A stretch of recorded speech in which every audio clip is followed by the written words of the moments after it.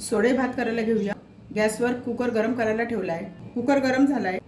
2 चमचे तेल टाकते। तेल गरम झालं आहे। छोटा 1 चमचा जिरं टाकूया। जिरं छान फुललं आहे। एक मध्यम आकाराचा कांदा उभा कापून घेतला आहे, तो टाकूया। कांदा गुलाबीसर होईपर्यंत परतून घेऊया। कांदा छान परतला गेला आहे। याच्यामध्ये खडे मसाले टाकूया। 1 तेजपत्ता, 1 स्टार फूल, 1 दालचिनीचा तुकडा, 2 हिरव्या वेलच्या, 3 लवंगा आणि 5 काळी मिरी हा खडा मसाला टाकूया। परतून घेऊया। 5 ते 6 कढीपत्त्याची पानं सर्व छान परतलं गेलं आहे। 1 छोटा टोमॅटो बारीक कापून घेतला आहे, तो टाकूया। 2 मिनिटं टोमॅटो छान परतून याच्यामध्ये धुवून घेतलेले सोडे टाकूया। मंद गॅसवर 2 मिनिटं सोडे छान परतून घेऊया। मंद गॅसवर 2 मिनिटं सोडे छान परतून घेतले। याच्यामध्ये वाटून घेतलेले वाटण टाकूया।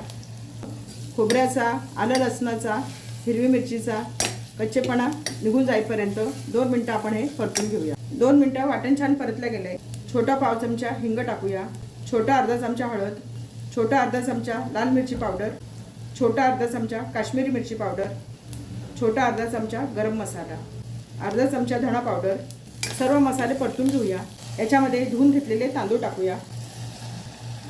याच्यासाठी कोणत्याही प्रकारचा तांदूळ आपण वापरू शकतो। 1 मिनिटभर तांदूळ परतून घेऊया। तांदूळ छान परतले गेलेत। या वाटीच्या प्रमाणात आपण 1 वाटी तांदूळ घेतले होते। याच्यामध्ये आपण 1.25 वाट्या पाणी टाकणार आहोत। ही 1 वाटी, पाऊण वाटी। चवीनुसार मीठ सर्व मिक्स करूया। भाताला छान उकळी आली आहे। थोडीशी कोथिंबीर टाकते। कोथिंबीर मिक्स करून घेऊया। कुकरला झाकण लावते, शिट्टी लावते। मंद गॅसवर 2 शिट्ट्या करून घेऊया। कुकर थंड झालाय, झाकण काढून बघूया।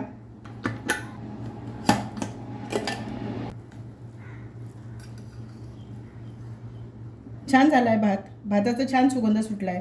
प्लेटमध्ये सर्व करूया। आपला सोडे भात तयार झालाय।